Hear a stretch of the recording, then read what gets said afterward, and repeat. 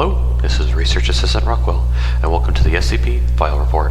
Here, I will cover SCP documents, from the mundane to the murderous, and the files that they're presented in. Let's get started. Next up on the docket is SCP-131, Object Class, Safe. Special Containment Procedures. No special safety procedures are to be taken with SCP-131-A and SCP-131-B. They are free to travel around Site-19 so long as they do not attempt to enter any restricted areas or attempt to leave the facility.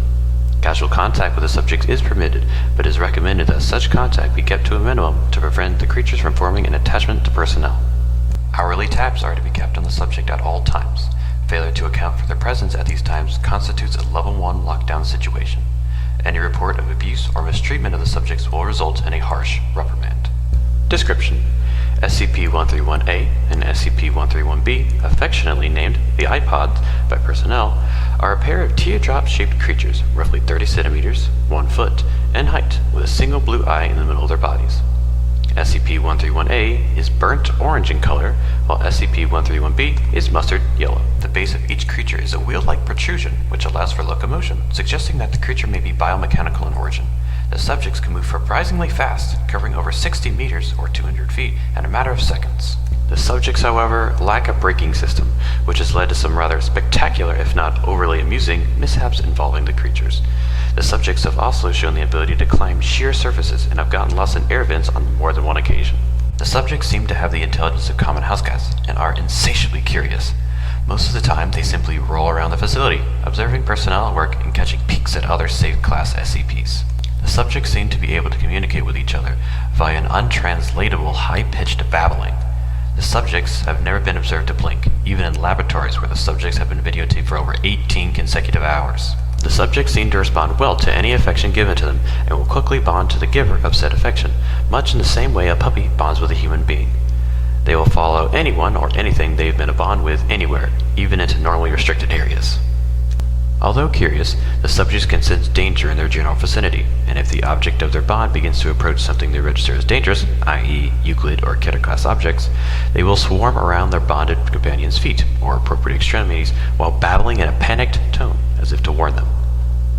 Because of the daily dangers faced by Site-19 staff in dealing with Euclid and Keter class objects, it is recommended that staff avoid making attempts to bond with the subjects, as it can pose a distraction during delicate operations and experiments and may pose a danger to the subjects themselves. See Addendum 131-1.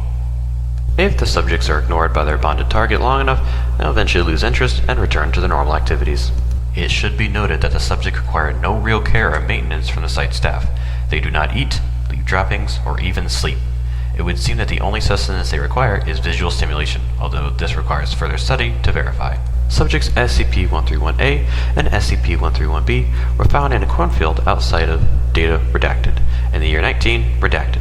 They were promptly transported to Site-19 via Data Expunged, and they were downgraded to Safe Class and given free reign across the site once it became clear they were not broadcasting what they saw to any hostile foreign powers. Addendum 131-1. During an incident that took place on Date Redacted, the subjects followed one of the cleaning staff on a routine cleaning of the container of SCP-173. After their normal attempts to warn the cleaner of the danger were ignored, the creatures rushed into the container in front of him and the other two personnel on duty. Once inside, the staff members observed the subject sitting in front of SCP-173 and watching it intently, as if aware that it could only move if unobserved. The cleaners ignored the presence of the subjects and continued with their bi-weekly cleaning as per procedures. When the cleaning crew left, the subjects did as well, rolling backwards slowly and never taking their eyes off of SCP-173. Current applications of SCP-131-A and SCP-131-B as wardens for SCP-173 and perhaps other SCPs which require constant observation, such as SCP-689, are being considered.